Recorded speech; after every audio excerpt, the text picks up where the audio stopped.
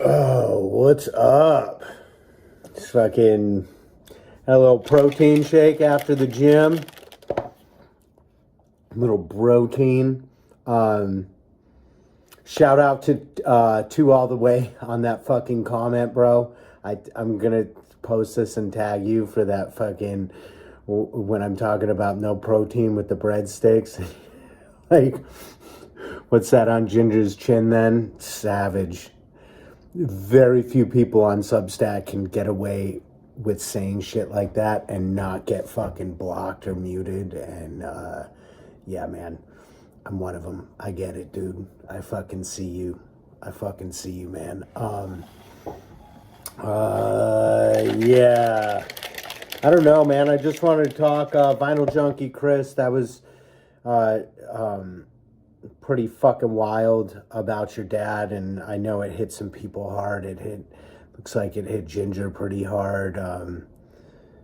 Made me think about my dad. Not quite the same relationship, but it is what it is. I like to say that as long as my dad was a cool fucking guy, obviously.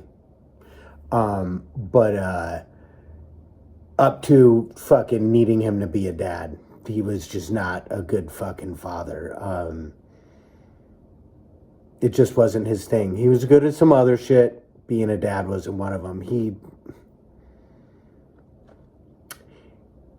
It's in some ways, man, to like if you need your children to like elevate and evolve, like bad news with him.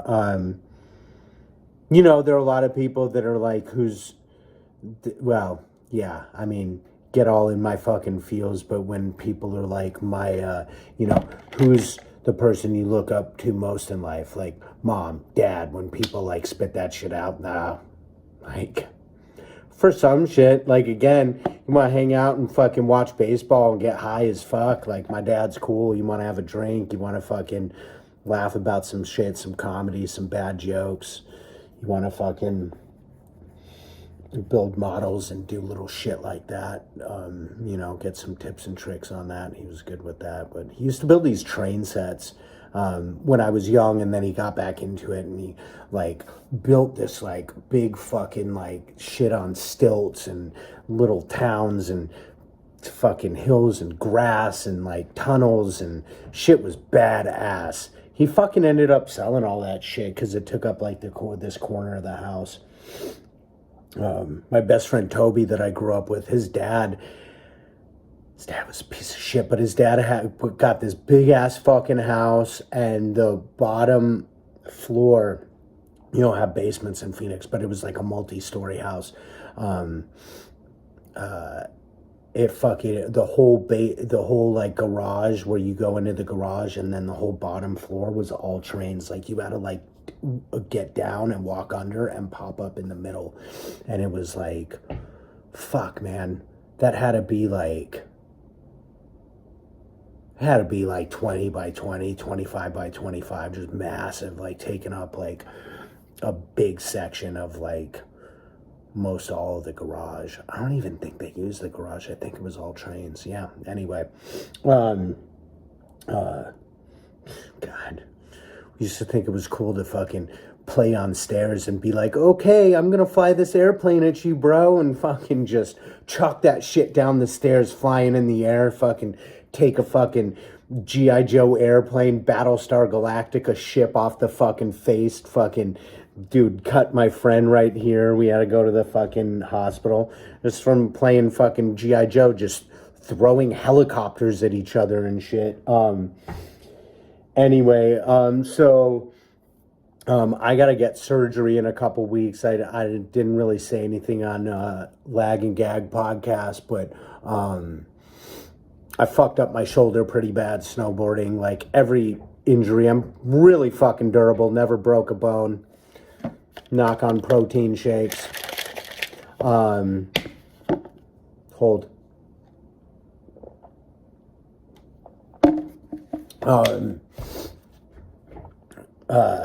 Never had any broken bones. Like, I wrestled a little bit in grade school and fucking played water polo, played street basketball my whole fucking life.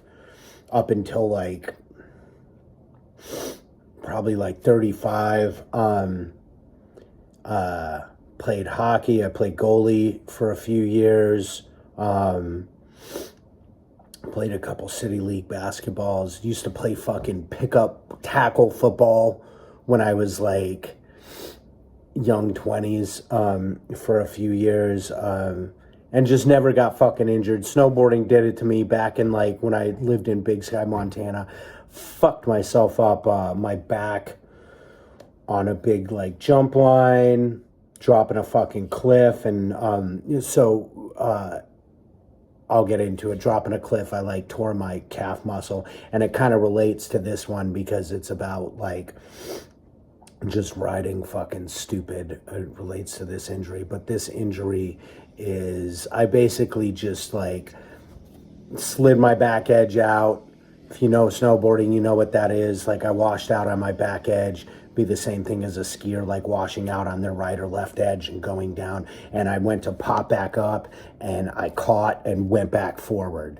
So equivalent of a skier would be washing out like your left edge, slipping down, getting up and falling, catching your right and going right back over. So I stiff armed it, tore complete tear and I'll give you the anatomy. Complete tear in the supraspinatus up top, almost complete tear in the infraspinatus, and then up where the bicep tendon goes into the socket of, for some reason, nature put the fucking tendon attaches basically in the socket over the humerus in the like, whatever the inside of the fucking shoulder joint is called, or the inside of the fucking scapula shoulder joint, is like pretty torn up. He thinks most likely he's going to have to repair it. He's not positive, but it looked pretty bad. And he showed me on the MRI where it worked. It looks like it's got like a split tear, which is basically like a split tear is like this, like it's a split in the middle. It's a tear down the middle. Look at, it's like a vagina. Anyway, so it can't be fixed in there because it won't fix in there because there's no blood flow in there. Because there's just too much cartilage and shit. So what they do is it's the bicep comes up into this big, long, fucking continuous tendon. They just cut the tendon and they attach it here. They sew it together and they shave down the bone so it bleeds, and they stick it to the bone and anchor it to the bone, and the bone fucking, and the blood, they shave the bone down to where it bleeds, and the blood and the fucking tendons will like fuse together. And you 100% functionality, 100% function. My bicep's not going to look all weird. Just some genius figured out you can attach the tendon down here instead of back up in there. Anyway, that's what's going to get done. It's going to happen February 16th.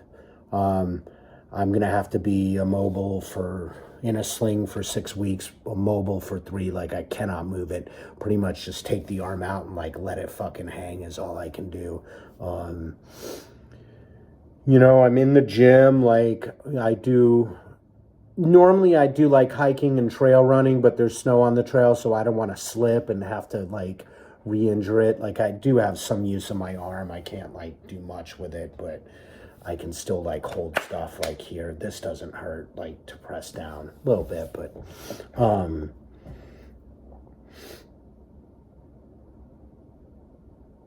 yeah, I guess I'll go back and say about snowboard injuries. What happened, the injury happened because I was going too fast over a choppy part. And what happens when you're snowboarding or skiing, if you don't know, is when you're going and everything's choppy, you ideally want to turn when there's powder or like kind of softer, smoother snow. This was like icy, chunky, choppy, like, and when you hit that, you don't want to try and turn on it. You can, but you really don't want to, especially when you're going fast. You want to just keep going straight until you get to a smooth part to where you can turn. That was my mistake. That's, besides the jump, the fucking jump back injury, the calf injury and this injury. And there was also one where I fucking almost fucked up, like popped my Achilles tendon. I was like, couldn't walk forever. well, not forever. It was like a fucking week I had to take off of work. It ended up healing, but it's all like turning when I shouldn't have been turning. Like I freaked out because your natural survival mode when you're going too fast is I need to turn and slow down. But what you actually need to do is just nut it the fuck up and go until you're in a place where you can turn. Anyway, moving back forward. So like I've been going to the gym and like I can, I'll do like treadmill incline for like either 40 minutes or 60 minutes, and then I'll run for 20 minutes or 30 minutes. I do like 2/3, 1/3. I split them up because that duplicates what I do when I trail run, right? I hike, I sometimes run. I try to run, but just like big, quick strides, and then I run down. So that kind of like duplicates that. I do sit-ups. I do the abductor machine where you sit. It looks like the gyno machine where all the chicks are on it, where you move your legs out like that, and then you can start out and move in. So I do that. I do, I get a kettlebell. I lift it up here with my good arm and get under it, and then I just brace it with this, and I do like full squats. Yeah, so, and then I do like the back extension where you're just like kind of posted like this and you just like lift up. A lot of people like do it with weights like this. I'll do that one, and then with the sit-up. So, I mean, I can do like glute bridges and shit like that. I can do some core work. So it's nice like to be able to do that, but like, fuck, man, this makes me think that I'm gonna like re-injure this. Like recovery and PT is going to be really fucking difficult, and like I'm not trying to fucking brag or anything, but like, you know, when I do my trail runs, I do like anywhere between, like I started with doing like 15 push-ups like 6 times, right, on the hike, and then it became 20, and then it became 25. Then I like had all my spots where I'd stop, and it became 25 and 30, and then so it got to the point where like minimum I'm doing 35 to 40 push-ups at least 8 times on the hike. Sometimes I do as many as like 400. I think my top was like I almost got to like 500 push-ups on like an hour and a half to 2 hour like hike and trail run. And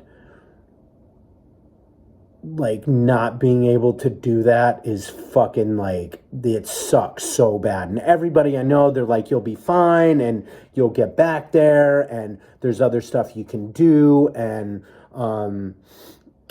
you know, the snow season is super shitty. So like if there was any year you weren't going to snowboard, it's this year, which they're right. Everybody's right. But like, it's a hard pill to swallow, man. Like, not being like in control of my body, and you know, I want to like age gracefully, right? But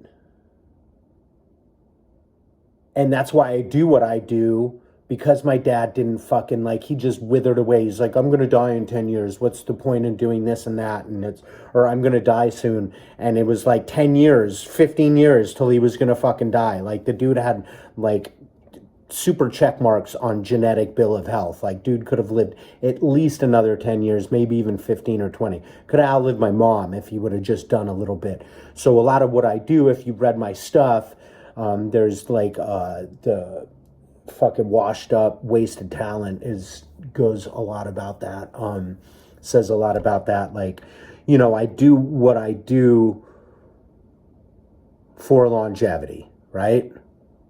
And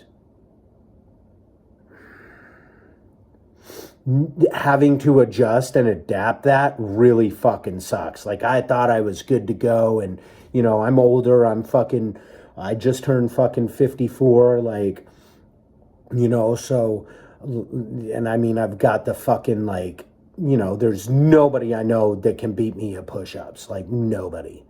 Dudes at work that work out, you know, and now I can't do one fucking push-up. So like I'm having to like rewire my mind when it took me forever to like wire my brain to just do that and enjoy that and make that a habit and then make that a lifestyle, right?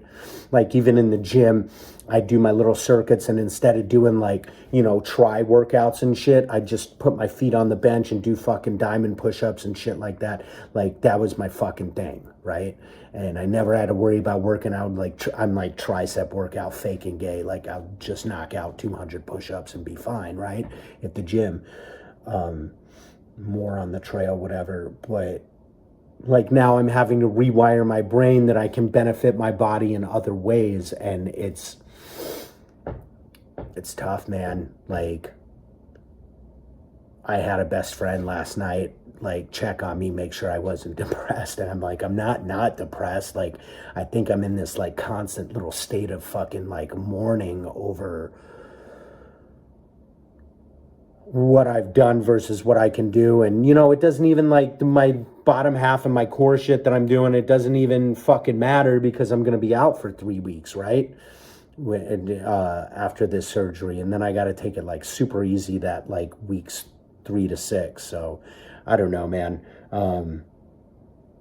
But also at the same time, like, then I saw, like, there's a chick that I saw in the gym last time, and I didn't get to stop her. Today I stopped her. I'm like, because she had her arm in a sling, and it was a super quick conversation, not trying to hit on her, but I was like, yo, hey, and she's like, yeah, and I'm like, what injury do you have? And it's an AC, it's I can't remember. It's an AC joint. It's where your, the joint on the scapula where your collarbone hits. And she didn't have to have surgery, and I'm like, oh, that's cool. And she's like, it was pretty close. I'm like, of course she's fucking probably 30 years younger than me, so she can fucking heal up there. I mean, if it was a complete fucking tear of rotator, that's, she'd have to get surgery too. But, and then like there's these like there's like 3 or 4 80-year-old dudes come in the gym. One of them looks like fucking Sauron or Gandalf after he turns white. He like literally has a staff. It's fucking wild. Or not Sauron, Saruman. Saruman the White. I see you have chosen death, dear friend Gandalf. Fucking stupid. But there's one guy, he's bigger. Like, he's overweight. He has like one of those like wheeled walkers, like that's all 4 wheels, but he's got a fucking oxygen tank. And I've seen him on the bike. Not the like, it's like the easy bikes, not the fucking like spin bikes. And then I saw him like coming in the front door today, and I mean, I should be happy that I can do something. It could have been like a bottom half injury where I could only work the top half. So at least I'm like mobile and shit like that. But, like fucking push through. Like, I know that I've probably said this, but I think I said this before. I like berated whoever was watching about, fucking getting in shape and getting out there. Like, some of the reason I do what I do is like somebody, I think it was like Joseph Hirsch or somebody on Substack was talking about it. Like, it's not like to look good or feel good or longevity or strength or better at work or better at this sport. Like, it's to do something difficult, right? Like, it's to put your body and your mind through something it doesn't want to do. And I mean, eventually it becomes something that you want to do. It becomes like a lifestyle. But even when it's a lifestyle, like, I mean, there's some people that do it like clockwork every day. Like, my workouts shift time of day and which one I'm going to do and day of the week. And, when I go work out, I do all the same shit over and over. Like, it doesn't make for very big muscle growth, but it makes like muscles dense. It gives you a lot of density to your muscles. I went from like size 38 to 33 and I lost like 5 pounds. So like, but my muscles got like really dense. So I work out the same shit, but I don't do that every day. It could have been like a hike and push-ups, or it could have been gym, or it could have been taking a day off and just doing treadmill. and what time of the day I do it. I tend to do it later in the day, right before work. Like, I got work in fucking 40 minutes. So, like, it's not always perfect, but it's always on your mind. And like, I'd rather just go do it than fucking deal with the guilt, man. Like, I have this, like, I'm really hard on myself, so I have this, like, guilt thing if I don't do it. Plus, like, the routine is good, like, for depression and shit like that, and I'm sure for anxiety, the routine, it does work, because you can't deny, like, as much as I want to be a sad sack and shit on myself, like, when I put in a hard workout, I'm like, yeah, I did pretty good today. Like, I'm not going to pat myself on the back, but I'm going to be like, yeah, bro, don't be a bitch. You can't feel like shit. Like, all these people around you that you work with, like, respect you and are inspired by you. And a lot of people around me outside of work are inspired by me. So, like, I did good. Like, so, I don't know. Get out there. Like, don't make excuses. Do something. Move. Because if you've ever fucking worked out, even once, you didn't regret it. Except maybe leg day. When you can't get up and down on the fucking, when you go to fucking get up and down on the toilet if you're a girl, or taking a shit, or if you're a guy, or if you're Publius maybe, and you fucking sit down to pee. Like, it's difficult after leg day. Shout out Publius. So, yeah, anyway, you do legs, you do some kind of legs every fucking day when you go to the gym. Guess what? They don't get that fucking sore. Might not be old Quadzilla like fucking Sudana over there, but you'll still get strong legs, trust me. Anyway, hope you guys all have a good Thursday and a good Friday tomorrow. And yeah, that's it, man.